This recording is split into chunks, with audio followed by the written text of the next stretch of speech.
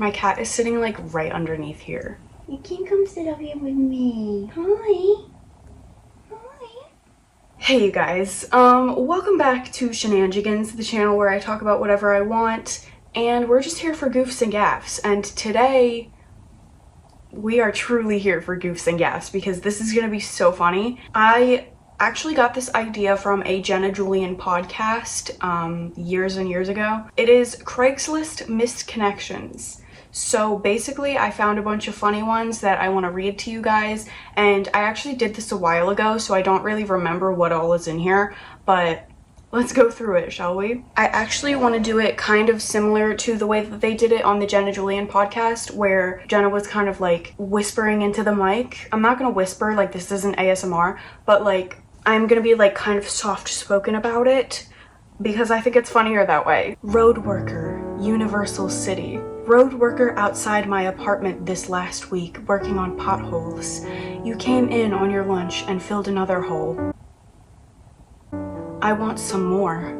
I'm the guy with the ground level apartment. Tell me what color my door was. Starting off strong, you guys. So a couple of these are from like a long time ago because I was just trying to find like the funny ones, so they're not necessarily recent. This one might have been posted around the time of Hurricane Katrina. Oh my god, I can't believe the internet existed back then. Man of my dreams, woman for male. This afternoon, you pulled up byeeeeeee garden in your kayak just to grab a cold one. You, sir, are the man of my dreams. You're not the kind of guy who throws in the towel on a perfectly good day off. No, you're the kind of man that grabs the bull by the horns and carpes the shit out of that DM. Have that beer, baby. You deserve it. While Airbnbers cower in their shotguns, awaiting word from the National Guard, you, sir, glide through the streets like a gondolier in the canals of Venice. A beacon of hope and comfort during these post-K times. I don't care where you may be from, because you are a true New Orleans and a real man. Your photo will go down in infamy, and when it does, remember who truly loved you first. This girl. Oh, and is that a mullet? Sexy. Graveyard Vigilante Slayer. Woman for male. I knew we were meant to be the moment you said Hillary Clinton was a lizard person. I didn't care that you liked wearing socks with your flip-flops or that you liked to dress in all black leather. I didn't judge you for being hashtag Team Edward or Bernie. Truth is, you make me laugh to the point my chapped lips bleed. As I lay awake at night writing in my pink and purple My Little Pony journal, I snuggle up to my waifu pillow and wish it was you. I vision you standing there with your Fabio hair blowing in the wind. In one hand, you have a hammer, and in the other is a pack of a dental dam. You will probably never see this, but if you do, ride off with me in the sunset on my George Jetson mop. Come live a life together on a farm, breeding horses simulation style. I will never force you to drink drinks like Bud Light, and we can have pet rats and train them to do cool tricks. I like cool tricks. Okay, so this next one's kind of long. I would also like to include that I know a lot of these aren't real. I just think it's funny, and I think it's even funnier if I pretend that they are real. So, like, let's just get into it, okay? This one is a doozy. Your dick cured my breast cancer. Woman for male. I met you in the cafeteria about a week ago at the University of Chicago Medical Center. We struck up a conversation about chemotherapy and insurance premiums. You spoke of your ailment of having Crohn's disease, and I spoke of my battle with breast cancer. You were slightly taller than me, and had a sleeve arm tattoo, which I admitted liking. While we were talking, I began to tear up while informing you that my prognosis was elevated to stage 3, and that stage 4 means terminal. You were very attentive and held my hand as I explained my fears about it. As the conversation moved towards the weather and where we each respectively parked, you advised me to park in a different garage, one that I wasn't aware of and that was closer. Here, give me your number, you said me. I'll text you with what it looks like. Without hesitation, I did, and really only with the exception that I wouldn't have to walk so far. It's not good to be on chemo and walking in the hot weather. As we parted and left for the day, I got home and assumed you forgot to text me. However, as I set my phone down on my counter, suddenly it vibrated to an unknown number's text. When I opened the text in my condo, which had dim lighting at the time, I saw a beautiful rod appear on my phone's screen. The glow shined on my face and penetrated my penetrated my spirit. Even though you had not shared your name previously, I knew the dong I was viewing had belonged to you because I had recognized your hand holding up the miniature Coca-Cola bottle next to your... Stripping down from my clothes, I was elated to see 4 more pictures arrive as I began to do what any woman would do and self-enjoy them. Following the pictures, you also texted me the following lines over the duration of the next hour, but I was busy in the bathtub violently? Hey, you there? Yo, what up? Hey, want more? Hey, it's me. How are you? Please stop aggressively scratching yourself while I'm trying to thirst trap. Hey, it's me. I just experienced the weirdest thing I have ever experienced in my life. Okay, moving on. Back to my literature session. After finishing up my gratuitous session of various climaxes to the sound of a saxophone in the background, I decided to light a cigarette and write about the occurrence in my diary while contemplating how I would respond to your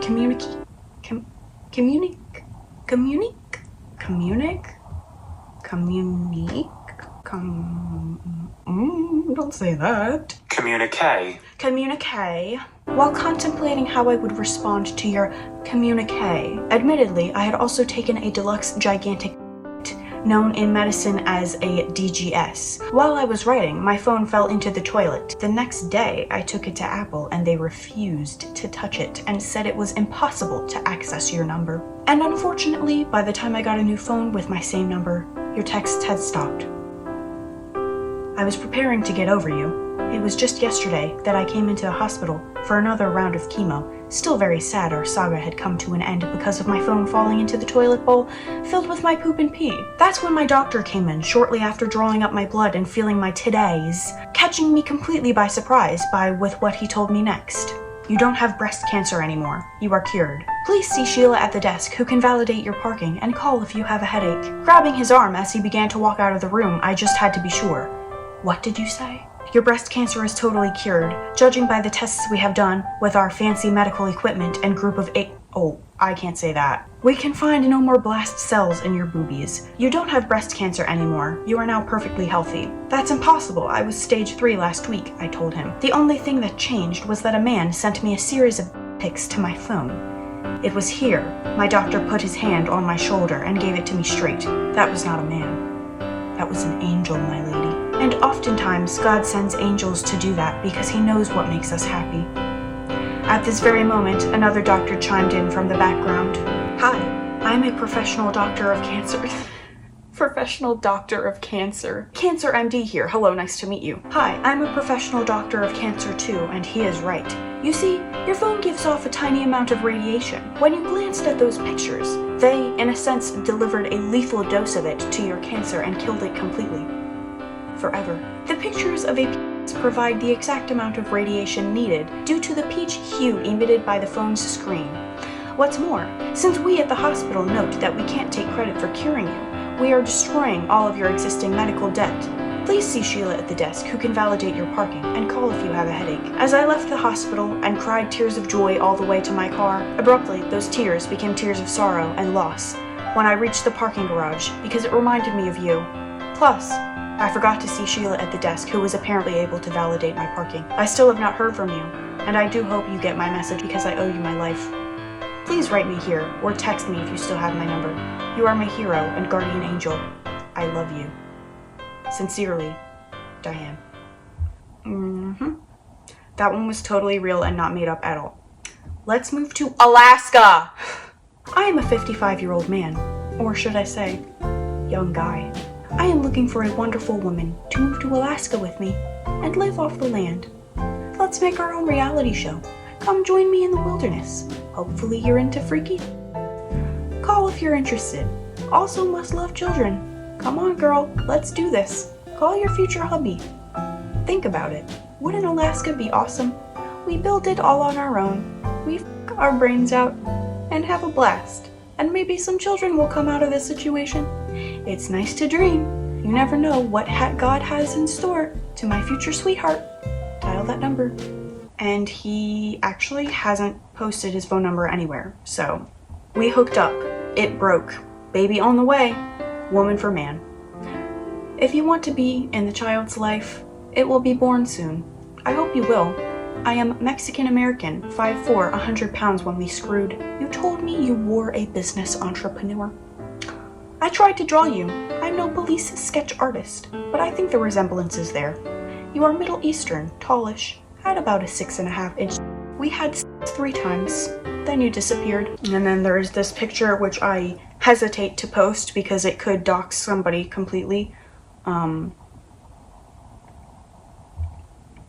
Naked dumpster diver, male for male. It was a magical experience if I've ever had one. Walking up and down the back alleys looking for something, anything, to make me feel alive. And I noticed some old, thrown-out adult DVD covers in the dumpster of a local store.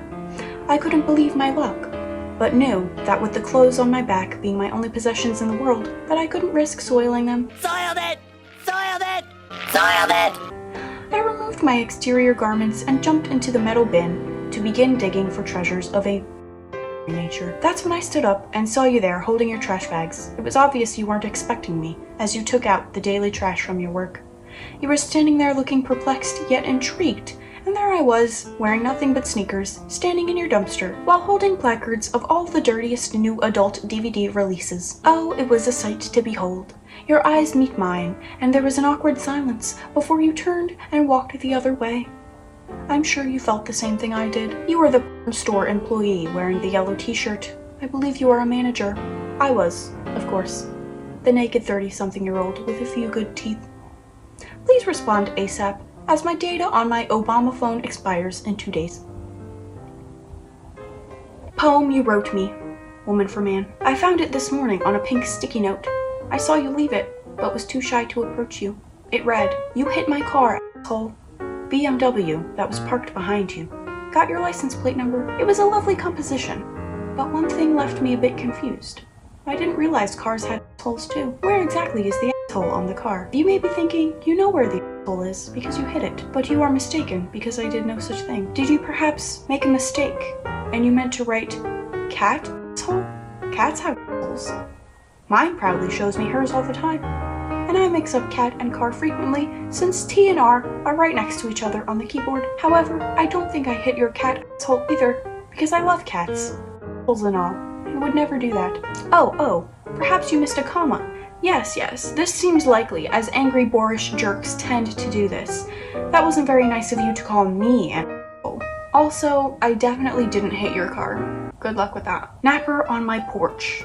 Male for male. I heard a late night kick on my doors and went to look, and there you were, passed out drunk after Pride Festival Day 1. I went out to investigate, and it was like God pulled your mouth open like a Pez dispenser and filled you with Long Island ITs and tequila shots, then dropped you on my porch. I really wanted to talk to you, but you seemed shy. Shy or stuck up, not sure, since you wouldn't even react when I pulled your hair or poked you with my barbecue prod. If you happen to see this and remember passing out on my cold porch last night, please feel free to message me if you felt something too. Just tell me what your ankles smell like now. I spent an hour rubbing coconut oil on your hairless yellow lower calves and ankle. Oh I just gave it away. Anyways, describe what you were wearing and then I'll know it was you. She includes a photo. So, naughty at a funeral, woman for man. I am looking for the guy that I banged at my uncle's funeral 2 weeks ago. We were sitting next to each other and you started rubbing my leg while trying to comfort me. You told me that I was beautiful and next thing I knew we were walking to the bathroom. I'm really worried because you never did say how you knew my uncle and I'm freaking out that we could be related. If not, I thought maybe we could continue where we left off. Maybe it was because it was taboo, but it was so hot. I don't think the funeral director knew what to think when we walked out of the bathroom together. Anyways, hope to hear from you. Hot in my zipper at Elbiet, man for woman. I had just gone for a normal pee, but the way you pounded and pounded and pounded on the door screaming, "Out! I have diarrhea! Out! For the love of God, come out! It's coming out of my butt, please!"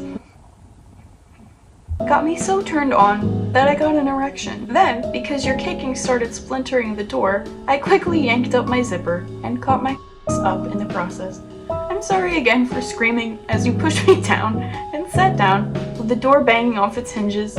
With the look of sheer horror and embarrassment we shared in front of the staff and other patrons looking on before you ran out the back door and climbed over the fence has captured my heart. Please describe what I was wearing, so I know it's you. I caught you spanking it on the Charles yesterday. Woman for man. Don't know if I caught you or you deliberately caught my attention. So, it was a gorgeous day, and if I had a I'd probably be out there enjoying the day and whacking off too, but not for a passerby's benefit. And the funny thing is, I was so totally horny too.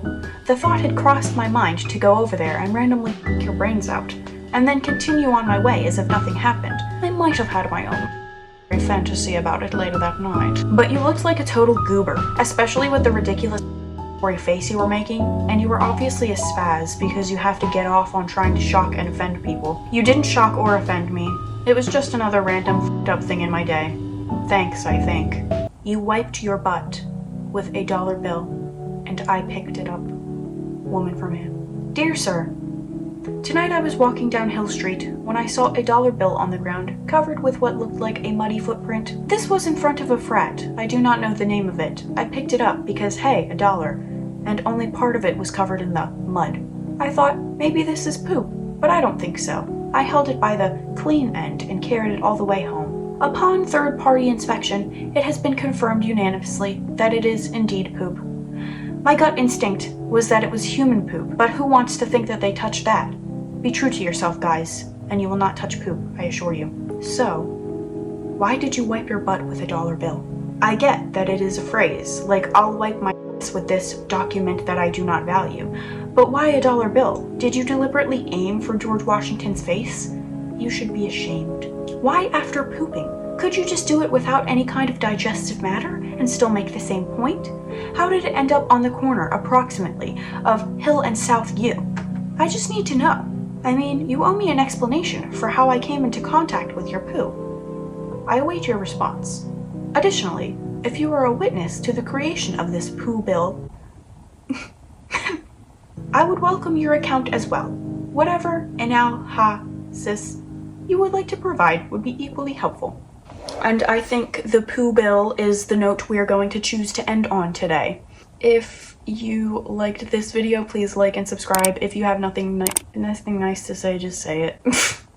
If you have something nice to say, leave a comment. If you have something not nice to say, leave a comment. And make sure you see Sheila at the desk, who can validate your parking, and call if you have a headache.